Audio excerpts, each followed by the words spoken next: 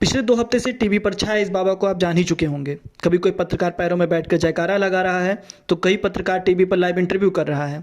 हफ्ते भर से बाबा अपने चमत्कारों को लेकर चर्चा में है। कभी कोई पर्ची निकाल रहा है, तो कभी कोई अर्जी लगा रहा है।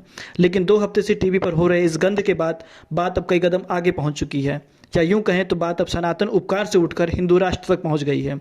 जी हाँ, हिंदू राष्ट्र। दरअसल 23 जनवरी यानी कि कल नेताजी सुभाष चंद्र बोस की जयंती थी, जिनका एक बहुत ही प्रसिद्ध नारा था, तुम मुझे खून दो मैं तुम्हें आज़ादी दूंगा। इस नारे की तर्ज पर धीरेन्द्र कुमार शास्त्री ने अपना नारा गढ़ा, तुम हमारा साथ दो मैं तुम्हें हिंदू राष्ट्र दूंगा। किसी बाबा का यह कहना उसके बाबा होने के प्रमाण को साबित कर देता है कि वो किस कदर का इंसान होगा और वो क्या फैलाना चाहता है और किन एजेंडे के तहत वो हिंदू राष्ट्र का नारा दे रहा है। दरअसल इस साल 9 राज्यों में चुनाव है और हिंदू मुस्लिम का नैरेटिव किस पार्टी को सूट करता है और किस पार्टी को इससे फ़ायदा होने वाला है। बीजेपी नेता बागेश्वर धाम के इस बाबा के साथ खड़े हैं, उसके समर्थन में बयानबाजी कर रहे हैं। आप उन नेताओं की फ़ोटो भी देख सकते हैं, जैसे कि मनोज तिवारी की फ़ोटो, नरोत्तम मिश्रा जो बाबा के चरणों में पड़े हुए हैं, देवेंद्र फडणवीस की फ़ोटो जो नासिक में बाबा से मिले, नितिन गडकरी की फ़ोटो जो बाबा से नासिक में मिले।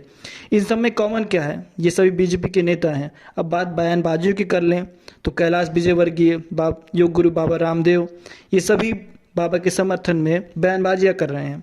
लेकिन इन सब में किसी ने इस बात पर कोई आपत्ति नहीं जताई कि बाबा ने हिंदू राष्ट्र की बात क्यों की। हालांकि हिंदू राष्ट्र की बात करने पर बीजेपी के नेताओं की मौन सहमति कोई नई बात नहीं है। इससे पहले भी कई बाबाओं ने ऐसा कहा है, उसके खिलाफ कोई कार्रवाई तक नहीं हुई।